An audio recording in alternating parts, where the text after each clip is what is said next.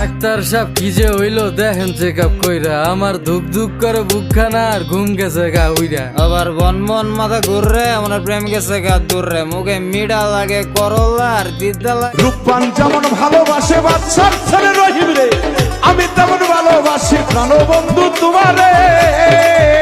আমি স্বপ্নে দেখিয়া ওরে আমি ভালোবাসি আর সারা জীবন ভালোবাসবো।